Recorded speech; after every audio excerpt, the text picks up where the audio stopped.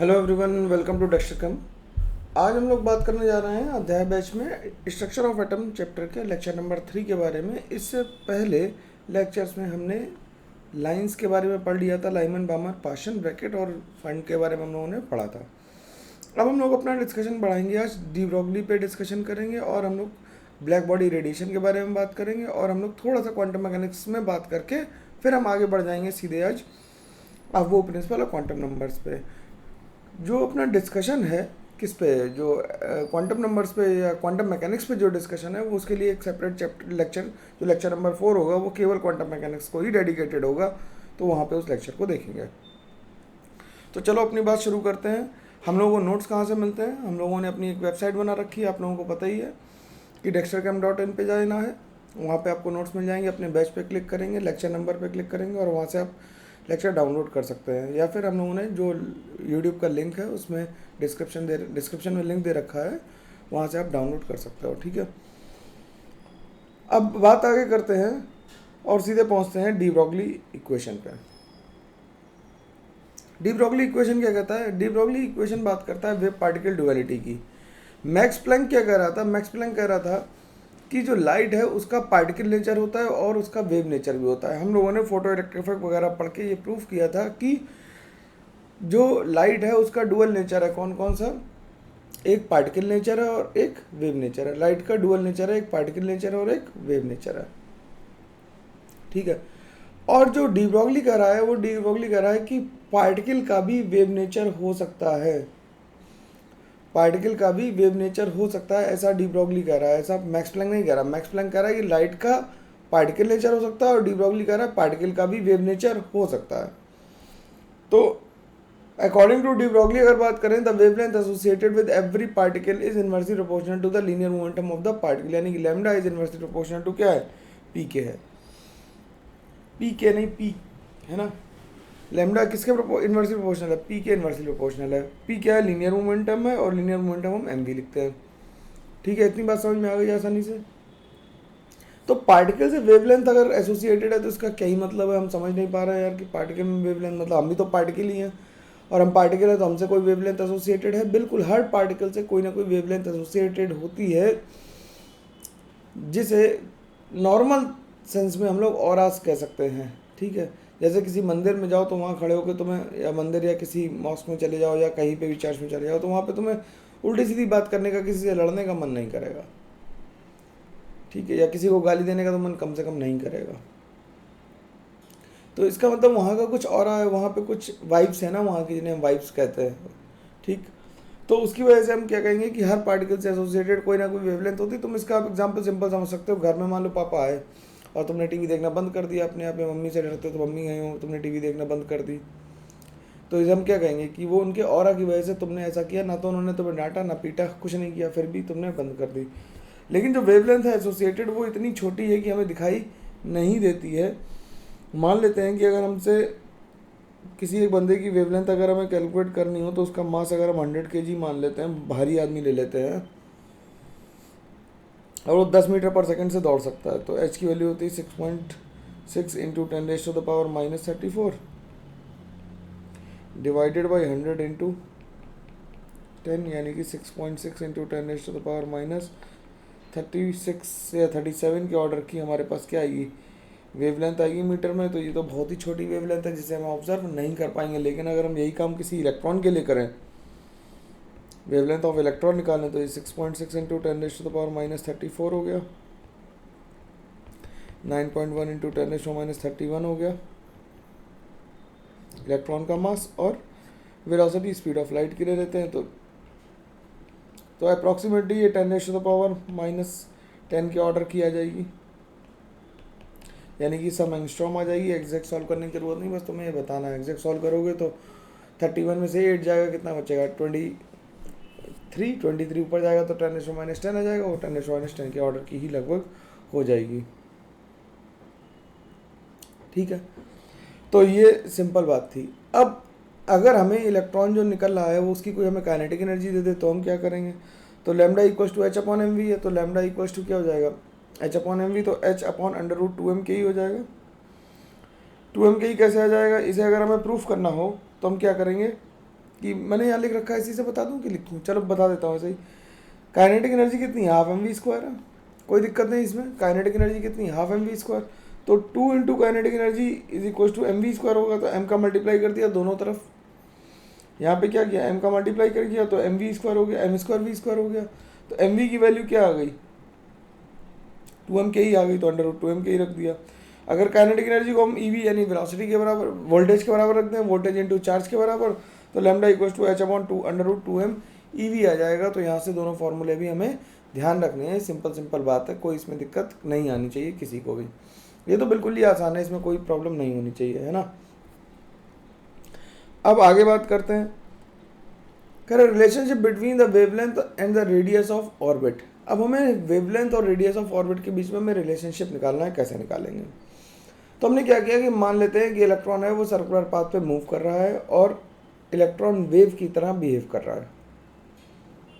ठीक, अब electron wave की तरह बिहेव करेगा तो वो जहाँ से चला था अगर अपनी जगह पे वहीं पे वापस आ गया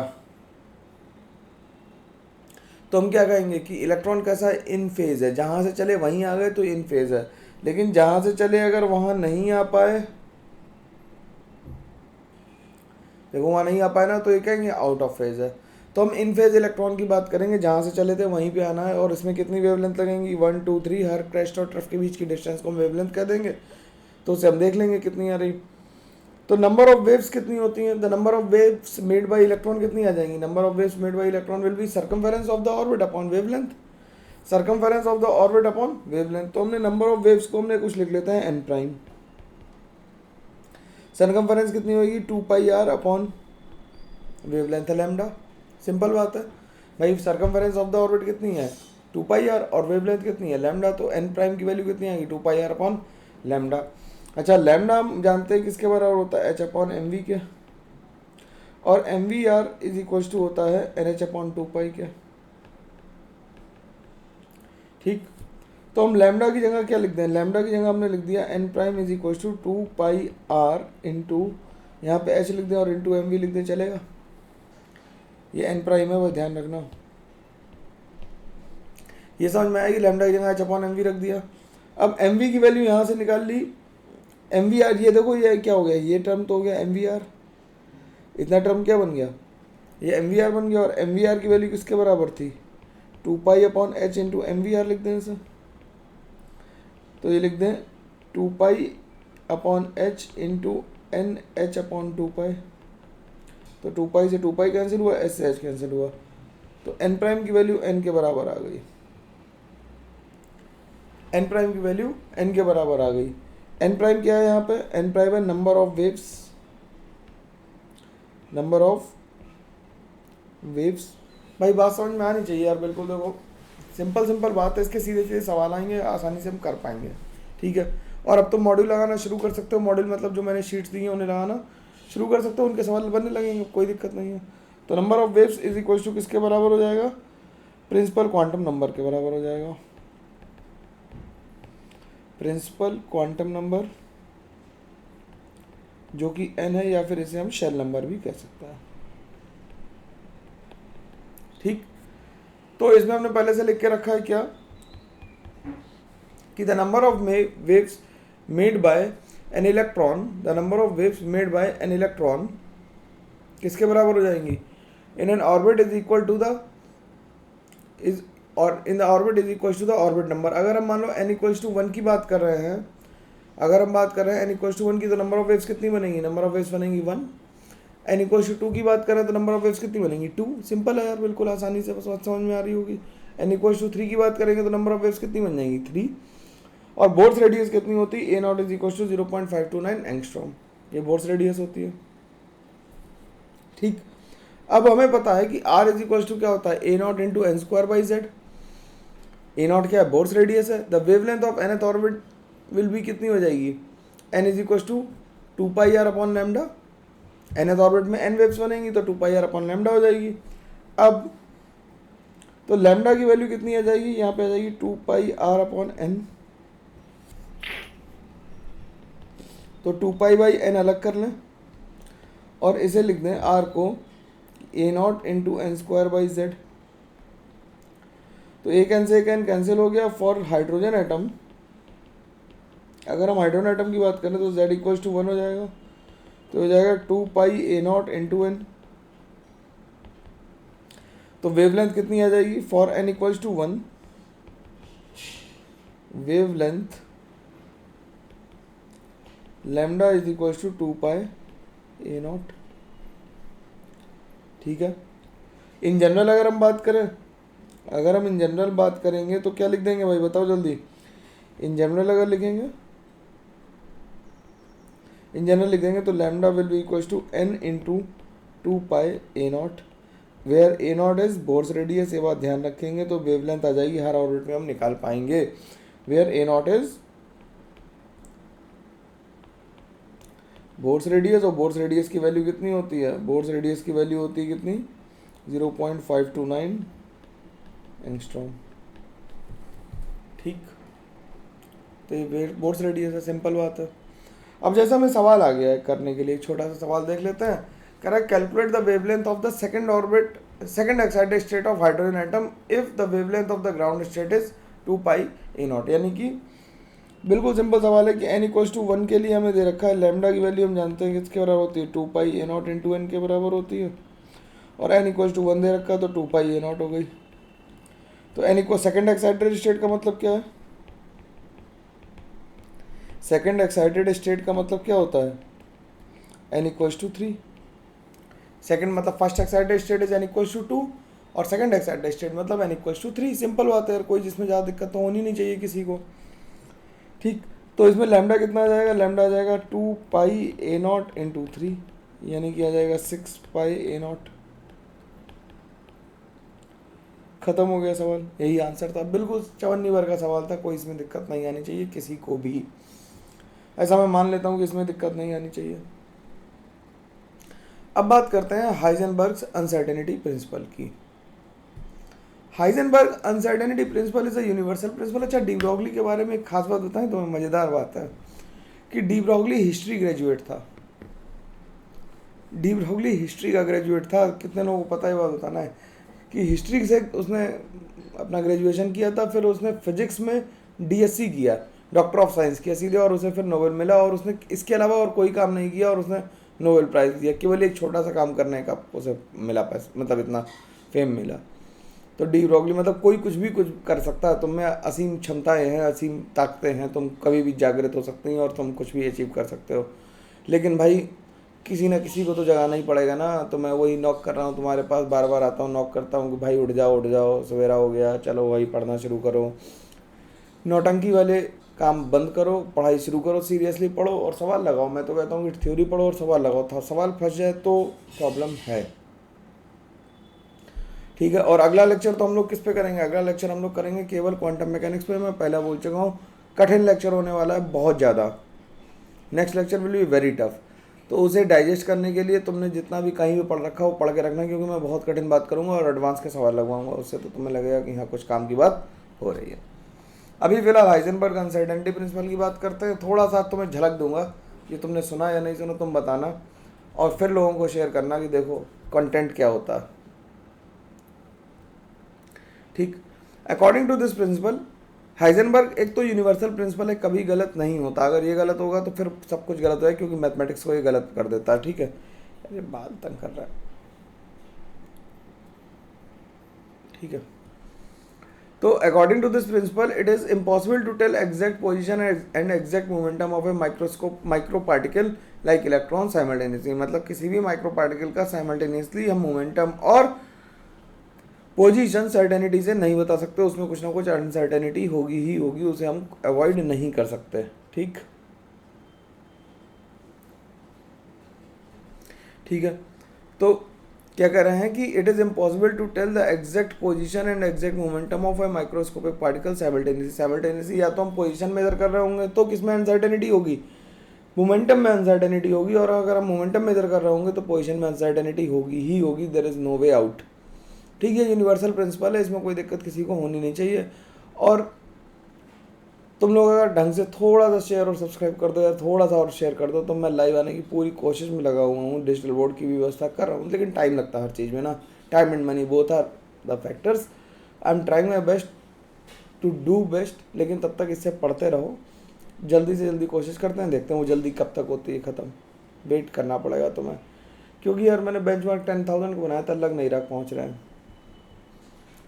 ठीक है चलो कोई दिक्कत नहीं, वो तो हम ऐसे भी पूरी बात पढ़ा ही रहे हैं, वैसे खड़े होकर भी पढ़ाएंगे तो खड़े होकर थोड़े ज़्यादा एक्सप्रेसिव हो जाएंगे, ज़्यादा कहानियाँ सुना पाएंगे तो बढ़िया बढ़िया, बैठ के कहानी सुनाना थोड़ा मुश्किल काम होता है। ठीक, क्योंकि हैंड मूवमेंट रिस्ट्रिक्टेड है ना। तो हमने क्या किया कि हमने चेंज इन पोजीशन ले लिया, वो डेल्टा एक्स ले लिया, और चेंज इन मोमेंटम ले लिया delta P, that is will be greater than H upon 4 पाई। ध्यान रखना केवल हाइजेनबर्ग के पास ही 4 पाई थी, बाकी सब जगह 2 पाई आता है। ठीक, तो डेल्टा एक्स क्या है, uncertainty in the measurement of position, and delta P is uncertainty in the measurement of momentum. तो एच अपॉन 4 पाई को हम एच कट अपॉन 2 भी लिख सकते हैं, where h cut is called h upon 2 pi. H cut भी तुमने symbol देखा होगा, पढ़ा होगा, या नहीं पढ़ा तो यहाँ पे पढ़ लो, क्योंकि एच कट को हम सिंपल क्या करते हैं, केमिस्ट्री में क्या करते हैं, कांस्टेंट को कम करने की कोशिश करते हैं, छोटा करने की कोशिश करते हैं, उसके चक्कर में सारे बवाल हो जाते हैं। तो एच कट क्या है, H cut is H upon 2 pi. तो delta P into delta x will be greater than और equal to H upon 2 pi. तो हमें अनसर्टेनिटी के बारे में बात करनी है। अब एक सवाल तुम्हारे लिए, घर के लिए, इसका आंसर मेरे को चाहिए। If the uncertainty in the momentum of in the measurement of energy is delta E and the uncertainty in the measurement of time is delta T, establish a relation between delta E and delta T by using Heisenberg uncertainty principle। ये homework के लिए है, इसे करके रखेंगे हम लोग बिल्कुल ईमानदारी से। ठीक है, ये होमवर्क है हमारा। ठीक है, डेल्टा ई और डेल्टा टी में रिलेशन इस्टेब्लिश करना है, करके देखना, हो जाएगा, आसान सवाल है, कोई दिक्कत नहीं आएगी। एक और होमवर्क है तुम्हारे लिए, नहीं होगा तो मैं दोनों सवाल बताएंगे। कह रहा है prove that the electron can not reside in the nucleus of an atom. Electron nucleus के अंदर रह नहीं सकता, ये हमें प्रूव करके दिखाना है। इसके लिए मैं थोड़ी सी हिंट दे देता हूँ कि इसमें जो डेल्टा एक्स ले लेना, वो ले लेना 10⁻⁻13 के ऑर्डर का, ये हिंट है इसमें। ठीक, डेल्टा एक्स मतलब न्यूक्लियस के अंदर ही हो, अगर हम मान लें होगा तो फिर हम उससे वेलोसिटी निकालेंगे, और वेलोसिटी देखना तुम कितनी आती है, और उससे तुम बताना मेरे को कमेंट करके कि क्या आंसर आया। अब एक सवाल ऐसा कई बार पूछा जाता है, कई जगह होते हैं ऐसे सवाल, तो मैंने कहा एक सवाल वैसा भी लगा देते हैं कि calculate the uncertainty in the position assuming that the uncertainty in the momentum is within 1% for a tennis ball weighing 0.2 kg and moving with a velocity of 10 meter per second, and an electron moving in an atom with a velocity of 2 into 10⁻⁶। ठीक, तो हमें जो दिया है uncertainty इन measurement दिया है, वो हमें दिया है delta P upon delta P. ठीक, डेल्टा पी अपॉन पी दिया है कितना, 1%। तो डेल्टा पी की वैल्यू कितनी आ गई, 1% ऑफ, ये क्या हो गया, 1% ऑफ पी, तो ये आ गई P/100।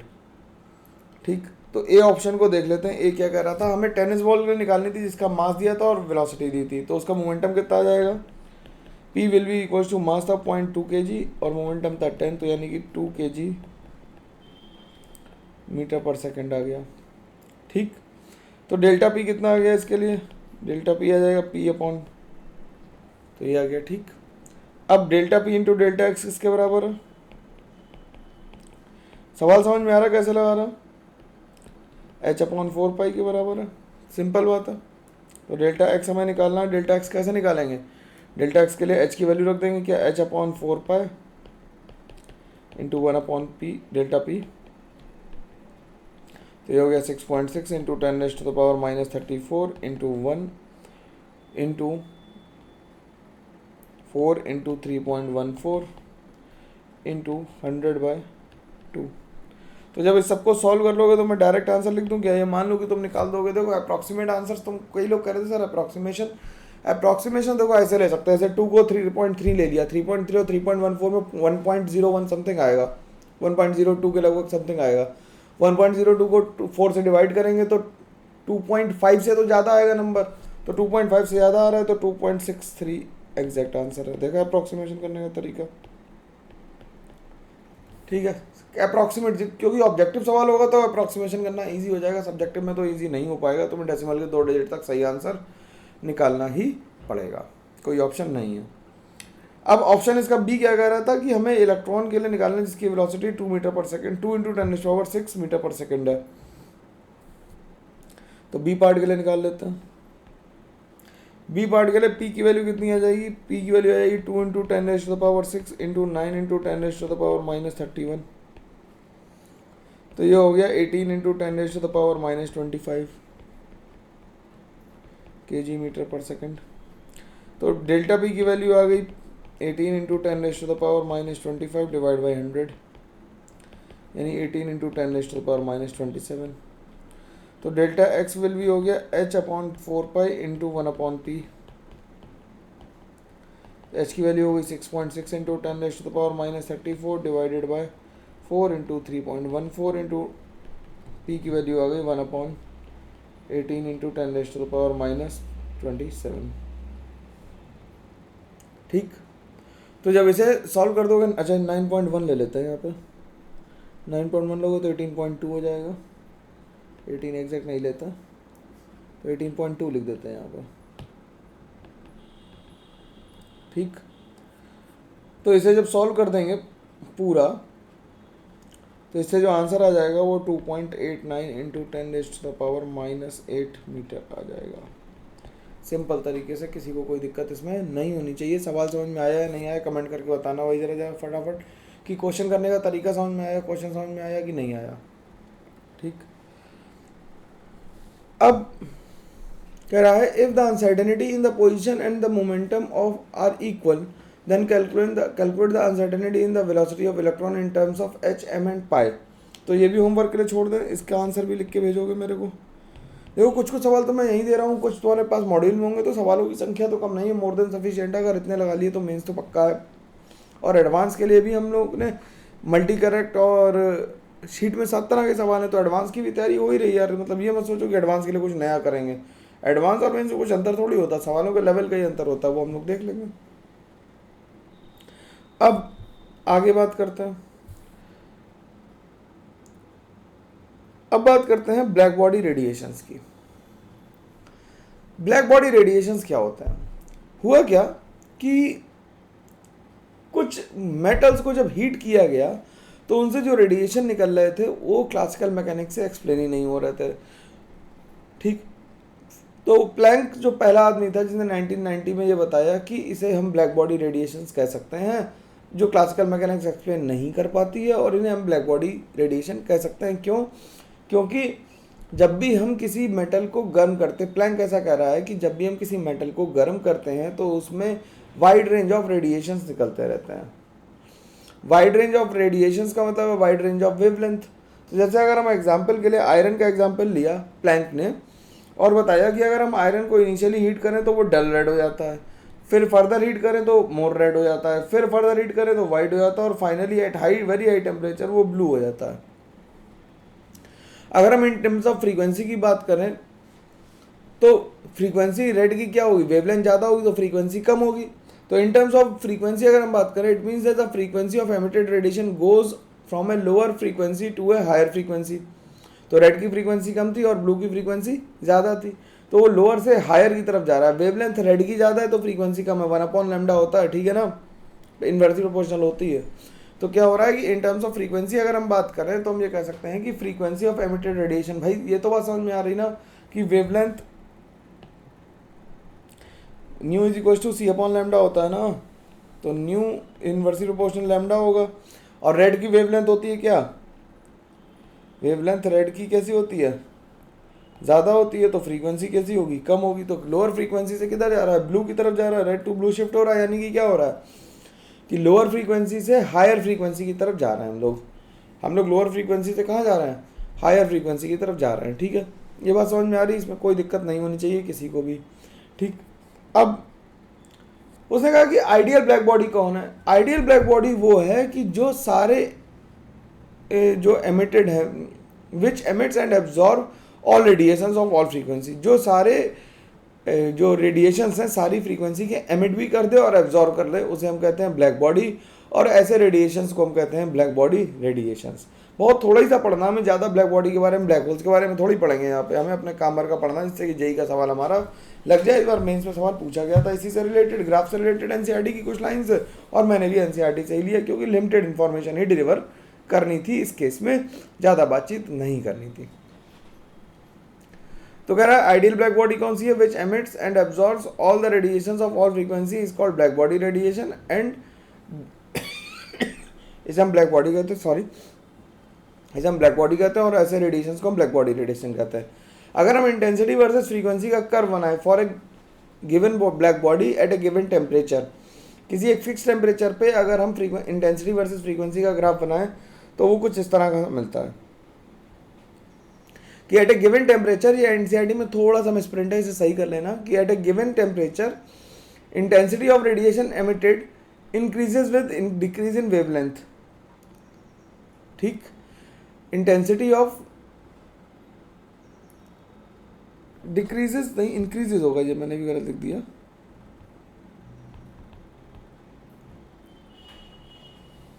ठीक, कि अगर at a given temperature intensity of emitted radiation increases with increase in radiation reaches a maximum value at a given wavelength and then start decreasing with increasing wavelength. तो क्या हो रहा है कि नॉर्मल काम ऐसा नहीं होता कि एक ही वेवलेंथ के पैरामीटर पे क्या हो, पहले फंक्शन बढ़े और फिर फंक्शन कम हो। तो क्या हो रहा है इसमें, देखो कि एक पर्टिकुलर टेम्परेचर पे देख रहे हैं तो पहले इंटेंसिटी बढ़ रही वेवलेंथ तक बढ़ने से, फिर एक मैक्सिमम पे पहुंची और फिर फर्दर वेवलेंथ बढ़ाने पे कम हो गई, और अलग अलग टेम्परेचर पे अलग अलग होगा। जितना टेम्परेचर ज़्यादा होगा इंटेंसिटी का ग्राफ उतना ही लेफ्ट में शिफ्ट हो जाएगा, और ऊपर टेम्परेचर ज़्यादा होगा नीचे टेम्परेचर कम होगा, इसलिए T2 लेस देन T1 मैंने लिख के रखा है पहले से, इसमें कोई दिक्कत किसी को नहीं होनी चाहिए। क्या कि T2 लेस देन T1 होगा, और जैसे जैसे टेम्परेचर बढ़ेगा ये ग्राफ क्या आ जाएगा, लेफ्ट में शिफ्ट होगा। मान लेते हैं कि अगर एक और ग्राफ बनाना होगा तो वो ऐसा बनेगा, जो टेम्परेचर T3 पे ग्राफ बनाएंगे वो कैसा बन जाएगा, वो ऐसा बन जाएगा T3 पे, तो T3 greater than T2 greater than T1 आ जाएगा। बात समझ में आ रही है मेरी पूरी तरह से? ठीक है, अब हम लोग बात करते हैं quantum mechanical model of an atom की। यहाँ से कहानी थोड़ी सी कठिन शुरू होगी, तुम्हें दिक्कत थोड़ी आएगी, लेकिन इसे अभी मान लेते हैं कि इसे ज़्यादा पढ़ना नहीं है हमें। ठीक, इस टॉपिक को भी ज़्यादा नहीं पढ़ेंगे, इसे हम बाद में पढ़ेंगे, मतलब बाद में का मतलब अगली क्लास में पढ़ेंगे। इस क्लास में हम पहले सरल सरल टॉपिक निपटा दें जो तुमने पढ़ रखे हैं कोचिंग्स में या स्कूल्स में, वो सारे खत्म हो जाएं, फिर उसके बाद हम कठिन बात पे करेंगे जिससे एडवांस का सवाल लगेगा। एक क्लास केवल उसी पे करेंगे। ठीक, तो quantum mechanical model of atom था क्या? श्रोडिंगर 1926 में अपनी वेव इक्वेशन दे रहा था और वो बता रहा था कि जो इलेक्ट्रॉन है वो वेव की तरह बिहेव करेगा। अब वो क्लासिकल मैकेनिक्स को फॉलो नहीं करेगा। प्लैंक भी बता चुका था ब्लैक बॉडी रेडिएशन से कि कुछ कुछ फिनोमिना में, हमारे ब्लैक बॉडी रेडिएशन जैसे फिनोमिनाज में क्या होता है कि क्लासिकल मैकेनिक्स यानी न्यूटोनियन फिजिक्स काम नहीं करती है। तो एक नई तरह की मैकेनिक्स डेवलप की गई जिसे हमने क्वांटम मैकेनिक्स कहा, और उसका Schrodinger one of the Pioneer person था जिसने 1926 में अपनी वेव इक्वेशन दे दी। और उसने क्या करा कि ये वेव इक्वेशन जब उसने दी तो उसने कॉम्प्लेक्स फॉर्म में दी थी, मतलब कॉम्प्लेक्स नंबर्स के फॉर्म में दी थी। लेकिन हम अपने सिलेबस में जब बात कर रहे हैं तो केवल सिंपल बात कर रहे हैं, कॉम्प्लेक्स नंबर्स की बात नहीं करते। एक्चुअली जो वेव इक्वेशन थी वो SI = I E थी, आयोटा भी था उसमें। जो 12th प्लस वाले हैं या पास वाले हैं वो, या 12th वाले हैं वो ये समझ पा रहे होंगे कि आयोटा क्या होता। 11th वालों के लिए आयोटा की अभी कोई वैल्यू नहीं, क्योंकि उन्होंने कॉम्प्लेक्स नंबर पता नहीं मेरे को पढ़ा भी है कि नहीं पढ़ा। जिन्होंने पढ़ लिया उन्हें आयोटा समझ में आ रहा होगा, जिन्होंने नहीं पढ़ा उनके लिए कोई दिक्कत नहीं, अभी छोड़ दो आयोटा की बात। हम लोगों ने कॉम्प्लेक्स फॉर्म को निगलेक्ट कर दिया, हमें कॉम्प्लेक्स फॉर्म अभी नहीं पढ़नी है। जब तुम IIT पहुँचोगे तो पहला लेक्चर केमिस्ट्री का यहीं से शुरू होता है, स्ट्रक्चर ऑफ एटम में श्रोडिंगर वेव इक्वेशन। सही, तो श्रोडिंगर ने क्या किया, Schrodinger considered the wave nature of electron. तो उसने एक अपनी equation the SI = E। This is time independent Schrodinger equation. एक ऐसी टाइम इंडिपेंडेंट श्रोडिंगर इक्वेशन है, टाइम डिपेंडेंट भी लिखी जा सकती है। अब देखो यार, तुम लोग ये कमेंट करके बताना। अब मैं थोड़ा सा कठिन बात कर सकता हूँ, मेरे को अलाउ करोगे? कमेंट कर दो कि हाँ सर अलाउड है। वैसे मैं तो कर ही दूंगा, मैं तो रिकॉर्डेड हूँ, है ना। अगर लाइव चाहते हो तो यार थोड़ा सा सपोर्ट, तुम ही लोग हो, मेरी USP तो तुम ही हो, तुम ही बता सकते हो कि मैं कौन हूँ, है ना। मेरे कहने से क्या होगा, और मैं मतलब मार्केटिंग मेरे को आती नहीं करनी यार, मैं सिंपल पढ़ा पाता हूँ तो वही करूँगा। अब ये टाइम इंडिपेंडेंट श्रोडिंगर इक्वेशन है। तुमने 3D के बारे में सुना होगा। अगर मैं तुम्हें 5D दिखा दूँ तो 3D तो तुमने सुन रखे हैं XYZ। अगर मैं 5D दिखा दूँ तो चलो 4D तो अभी तुरंत ही दिखा देते हैं कि मान लेते हैं कि 3D होती है XYZ और बस एक्स वाई जेड ही होती है। और एक्स वाई जेड के बाद अगर कोई फोर्थ डायमेंशन जो सबसे पहले रोल प्ले करता है वो होता है टाइम। वो कौन सा है? वो क्या है? वो टाइम है। तो एक्स वाई जेड के साथ हमें क्या चाहिए होगा? टाइम चाहिए होगा। क्या चाहिए होगा? टाइम चाहिए होगा। तो time is the fourth quadrant. मान लो कि जैसे कोई बंदर ऊपर छत से नीचे कूद रहा है या कोई आम ऊपर से नीचे गिर रहा है, तो उसके कोऑर्डिनेट एक्स वाई जी में तो बदल ही रहे होंगे। मान लो आम ऐसे पैराबोलिक पाथ में नीचे गिरा, तो एक्स वाई जी कोऑर्डिनेट तो बदल रहा है, साथ साथ टाइम भी तो बदल रहा है। हर मूवमेंट ऑफ टाइम पे वो अलग अलग जगह पे होगा, तो टाइम इज ए कोऑर्डिनेट। तुम्हें टाइम को ध्यान रखना पड़ेगा। जब तुमने 2D मोशन पढ़ा था और बंदर के गोली मारी थी, तो तुमने टाइम को ध्यान रखा था कि टाइम तुमने मैच करा दिया, तभी तो बंदर गोली लग पा रही थी। तो ये टाइम इंडिपेंडेंट है। बात समझ में आ गई? तो फोर्थ डायमेंशन आज से क्या हो गई? फोर्थ डायमेंशन हो गई टाइम। फोर्थ डायमेंशन क्या हो गई? टाइम हो गई। इतनी बात समझ में आनी ही चाहिए, मतलब नहीं आ रही तो बड़ी दिक्कत है कि फोर्थ डायमेंशन क्या हो गई? टाइम। ठीक। अब साई क्या है हमारा? साई, इसे क्या कहते हैं? साई। साई क्या है हमारा? साई हमारा वेव फंक्शन है। H is called Hamiltonian operator. क्या कहते हैं? Hamiltonian operator. और ई को कहते हैं energy. E is called energy value. वैसे लिख देते हैं, इसे लिख देते हैं एनर्जी वैल्यू है। ये वेव फंक्शन है और ये हैमिल्टोनियन ऑपरेटर है। इस इक्वेशन को कहते हैं eigen value eigen function relation.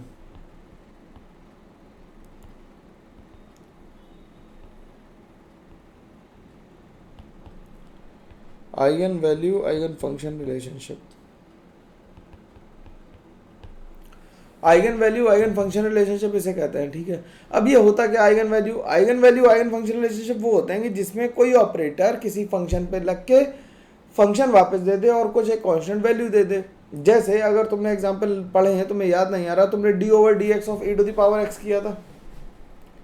D over d x of e to the power x किया था ना। तो d over d x of e to the power x क्या हो जाता है? D over d x e to the power x होता है e to the power x into 1। तो ये एनर्जी हो गई, ये वेव फंक्शन हो गया, ये वेव फंक्शन हो गया और ये ऑपरेटर हो गया। Hamiltonian operator. ऑपरेटर मतलब ऐसा कोई एक मैथमेटिकल फंक्शन जो ऑपरेट होता है दूसरे पे, जैसे plus minus multiply divide D over d x. ये सब क्या है? ऑपरेटर्स हैं। ये सब क्या है? ये ऑपरेटर्स हैं। तो ऑपरेटर क्या करता है? ऑपरेटर किसी फंक्शन पे अप्लाई हुआ और उसने फंक्शन को वापस दे दिया, तो हम उसे कहेंगे ये क्या? कि आइगन वैल्यू आइगन फंक्शन है। तो ये रिलेशन जो है ये eigen value eigen function relation है। Eigen value eigen function relation है ये। लेकिन अगर हमने साइन एक्स ले लिया तो दिस इज नॉट, क्योंकि हमने लगाया था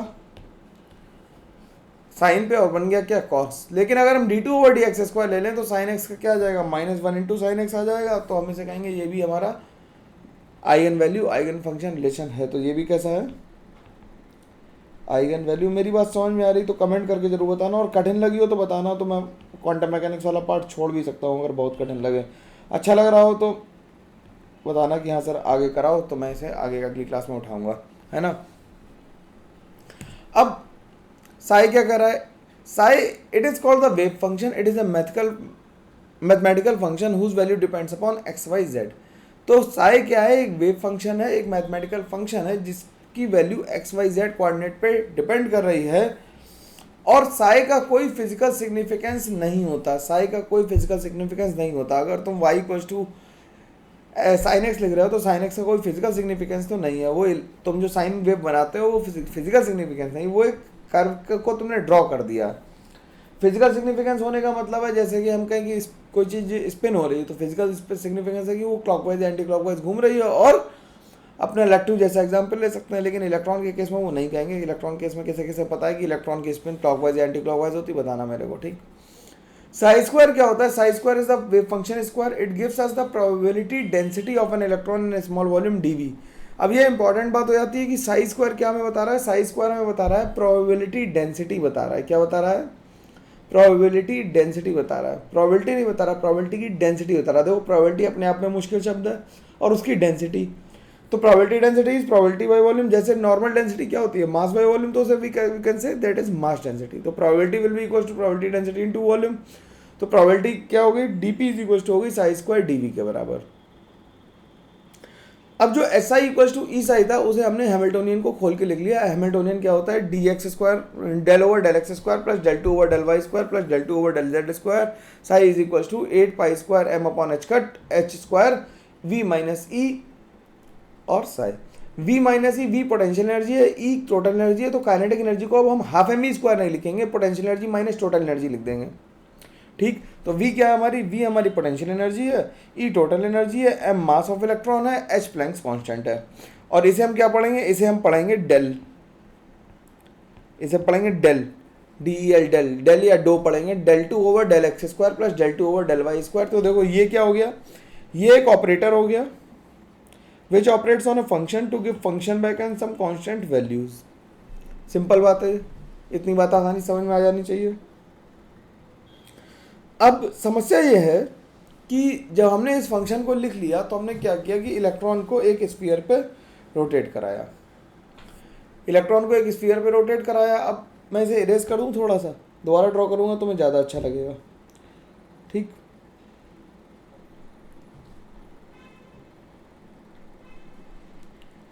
तो इलेक्ट्रॉन को हमने क्या किया कि एक स्फीयर पे रोटेट करा रहे, तो जब एक स्फीयर पे इलेक्ट्रॉन v वेलोसिटी से m मास का इलेक्ट्रॉन रोटेट कर रहा था, तो हमने मान लिया कि वो r रेडियस के वेक्टर पे मूव कर रहा था। ठीक, अब इसके साथ दिक्कत ये है कि जब भी इलेक्ट्रॉन थोड़ा सा भी हिलेगा x, y और z तीनों कोऑर्डिनेट बदल जाएंगे। जब भी इलेक्ट्रॉन थोड़ा सा भी हिलेगा तो x, y और z तीनों कोऑर्डिनेट बदल जाएंगे। ये बात सिंपल समझ में आ रही है कि x, y, z तीनों कोऑर्डिनेट बदलेंगे। तो हमने क्या किया, हमने उन्हें कार्टेशियन कोऑर्डिनेट सिस्टम से पोलर कोऑर्डिनेट सिस्टम में कर दिया कन्वर्ट। किस में कर दिया, कार्टेशियन कोऑर्डिनेट सिस्टम से पोलर कोऑर्डिनेट सिस्टम में हमने इसे कन्वर्ट कर दिया। अब कार्टेशियन कोऑर्डिनेट सिस्टम से पोलर कोऑर्डिनेट सिस्टम में करने का क्या सेंस है कि हमने, जैसे अगर तुमने 12th वालों, पहले तुम लोग सुन लो यार, तुम लोगों के लिए जरूरी बात है कि जैसे तुमने सर्किल की पैरामीट्रिक फॉर्म पढ़ी थी, पोलर फॉर्म पढ़ी थी ना, आर कॉस थीटा और साइन थीटा, वैसे हम स्फीयर की भी पोलर फॉर्म पढ़ सकते हैं, r cos theta r sine, मतलब कॉस थीटा साइन थीटा और फाई, हमें थीटा आर थीटा फाई चाहिए होंगे। इस सर्किल था तो हमें केवल आर और थीटा चाहिए था, लेकिन 3D ज्योमेट्री है, स्फीयर है, तो हमें आर थीटा और फाई तीनों चाहिए होंगे। ये बात समझ में आ रही है? अब तो गणित पढ़ा रहा हूँ यार, केमिस्ट्री की तो बात ही खत्म हो गई। तो हमने कार्टेशियन कोऑर्डिनेट सिस्टम को पोलर कोऑर्डिनेट सिस्टम या स्फेरिकल कोऑर्डिनेट सिस्टम में कन्वर्ट करना है। ठीक, ऐसा करते समय हमने क्या किया कि हमने जो आर वेक्टर बनाया था, इसका जेड एक्सिस के साथ जो एंगल ले लिया वो हमने थीटा ले लिया। आर वेक्टर है जिसका जेड एक्सिस के साथ एंगल कैसा है, थीटा है।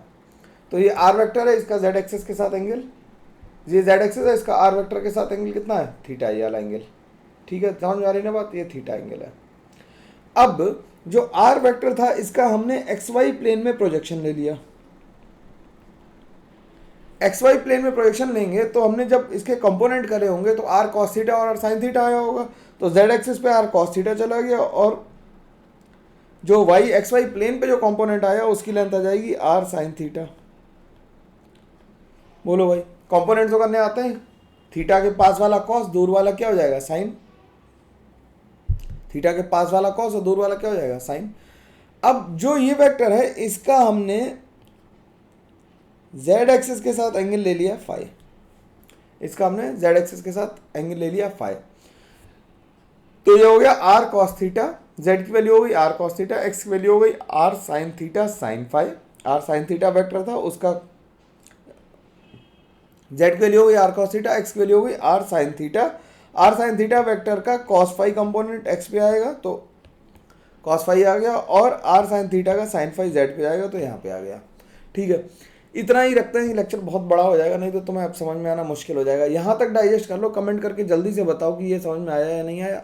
वीडियो आने के 2 घंटे के अंदर कमेंट आने चाहिए, जिससे मैं जब अगला लेक्चर रिकॉर्ड करूँ तो जो भी तुम्हें रिपीट टेलीकास्ट चाहिए वो मैं फिर से बता सकूँ। ठीक है, आज इस लेक्चर को यहीं पे रोकते हैं। थोड़ा सा अब ये मुश्किल होने वाला है, कॉम्प्लिकेटेड होगा। अगला लेक्चर मैंने बताया ना क्वांटम मैकेनिक्स पे ही डेडिकेटेड होगा, तो क्वांटम मैकेनिक्स के लिए बिल्कुल सीट बेल्ट्स बांध के रखना। मुश्किल होने वाला है, बहुत कठिन बताऊँगा, और समझने में दिक्कत होगी, उसे समझ में कम आता है उससे। ठीक है ना, हो सकता है कि तुम लोग छोड़ के भी चले जाओ उसके चक्कर में, लेकिन जरूरी एडवांस में सवाल आया उसका तुम कैसे करोगे। ठीक है, पहले एडवांस के सवाल से ही शुरू करेंगे, तब बताएंगे कि क्या इसकी यूटिलिटी है। ठीक है, और तुम्हारे स्कूल में या कोचिंग में कितनी इस पर डिस्कशन हुआ इसके बारे में भी बात कर लेंगे। ठीक है, ये बताना कि आर थीटा फाई कितने लोगों ने पढ़ा है। ठीक है, चलो तब तक के लिए हम लोग मिलते हैं नेक्स्ट क्लास में। थैंक यू वेरी मच, ध्यान रखना अपना, और फिर से वही बात कि ज़्यादा से ज़्यादा लोगों तक बात पहुंचनी चाहिए यार। Thank you very much, bye bye.